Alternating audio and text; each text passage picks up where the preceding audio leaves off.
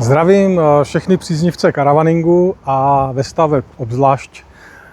Dneska bych vám rád představil Malibu Genius od firmy Carthago Malibu. K nám do České republiky to vozí společnost Camping World Neugebauer. V jejíž areále se i v tuto chvíli nacházíme.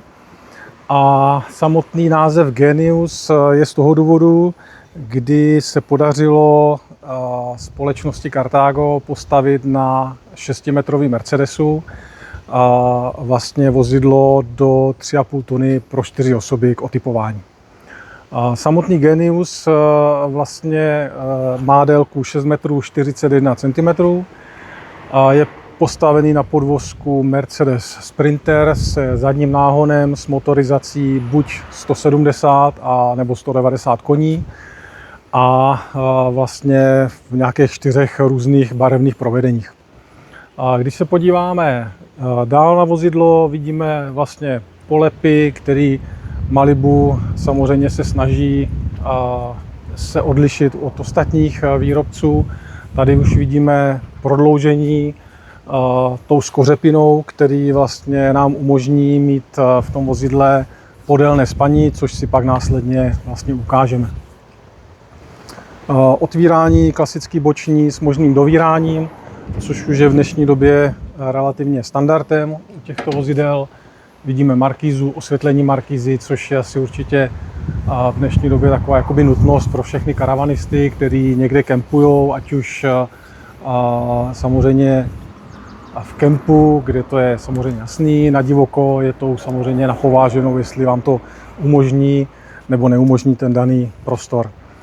Zadní část se mě u tohohle vozidla velmi líbí, a to z toho důvodu, že otvírání dveří je tímto způsobem, což je zajímavý nebo i výhodný v tom, že vlastně vám takzvaně jakoby nikdo nekouká do ložnice. Otevřete zadní dveře a dostanete se do garáže, do kufru, kde můžete mít i kola, eventuálně držák kol a tak dále. To vlastně umožní tyto kolejnice, tažné zařízení a tyto všechny přípojky. Ale můžete vlastně, nebo respektive máte zakrytou tu ložniční část, to znamená peřiny, polštáře a tak dále. Nikdo vám nevidí, kde vlastně spíte. Jo. Klasická plynový prostor, možnost vlastně průchodu až vlastně do té vnitřní části, tak to je to řešení. Dá se i vlastně doobjednat nebo objednat celý výsuv vlastně včetně možných vlastně takových polic. Je to takový zařízení, které samozřejmě se dá i podívat na internetu, jak to vlastně vypadá.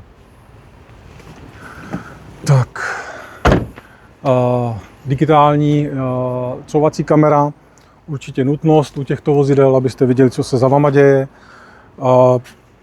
Napouštění vody je tady 90-litrová nádrž na čerstvou vodu. Klasická klasický kazetový WC tímto způsobem.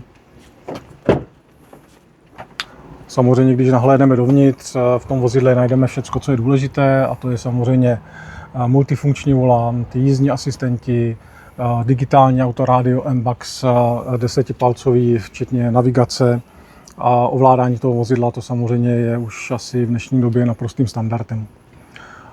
Samozřejmě zatmívání oken a tak dále, roletky, to je bohužel, bohu dík, naštěstí už naprostým standardem. Tak, podíváme se dovnitř.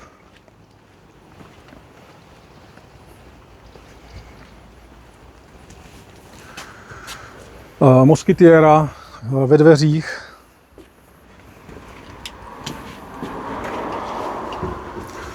Tak, co se týká polstrování, je samozřejmě na zákazníkovi, jaký si polstrování vybere. Tohle je zrovna za mě velmi povedené polstrování s názvem Platin, kdy je tam část pravé kůže a část textilu, takže člověk se v létě tolik jakoby nezapaří nebo v zimě to tolik nestudí. Řidičův prostor, kolega nahlídne. Tady vidíme prostor pro sezení, rozkládací stůl. Ten stůl se dá celý vyjmout, dát pryč, když není potřeba. Úložný prostor tady v té spodní části. pod sedadly v druhé části, nebo druhý řada sedadel je vlastně nějaký ještě další úložný prostor. Sezení pro třetí, čtvrtou osobu. Skříňky, využitý prostor v maximálně možné míře, to znamená i tyhle oblé prostory je možné využít jako úložný prostor. Televize, která se dá vysunout i otočit vlastně do ložničního prostoru. Kuchyňská linka v těch maximálních možnostech, co nabízí prostor jako takový, to znamená plynový horák. Umyvadlo, krásně řešený tady vlastně lednice v té spodní části, úložný prostor, další skřínky nahoře. Velké ložniční skřínky nebo ty zadní, kdy vlastně jsou hluboké tak, aby opravdu si člověk mohl do komínku složit trička, kalhoty a tak dále, a tak dále.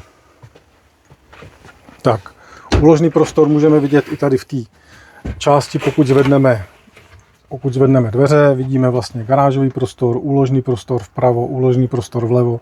Jsou tady vlastně další možné šuplíky, opravdu je to využitelný na maximum.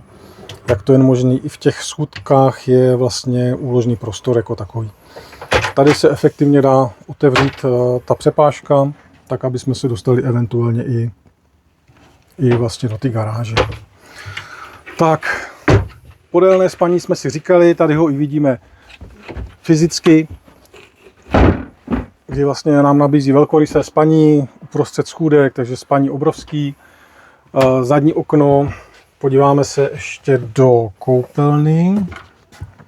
Koupelna je samozřejmě řešená tak, kdy člověk má zasouvací, vysouvací WC. WC můžu ukázat, to je vlastně v této části, kdy WC vlastně vysunu, můžu použít, WC zasunu a mám to jako velkou koupelnu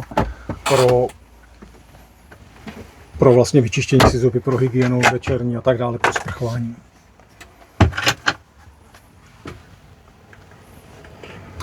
No, to by tak asi v krátkosti bylo o představení vozidla vše.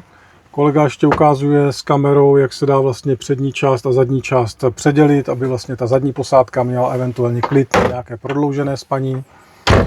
Uděláme ještě nějaký takový celkový pohled dopředu, dozadu, kdy vlastně vidíme, jak to celé auto krásně, noblesně vlastně vypadá. No, tak snad jsem vám ukázal vše, co bylo potřebné, co by se vám mohlo líbit. A určitě příště se uvidíme u natáčení nějakého dalšího modelu. Máme tady další modely, které bychom vám chtěli ukázat a představit, takže moc krát děkuju, těšilo mě. Naschledanou.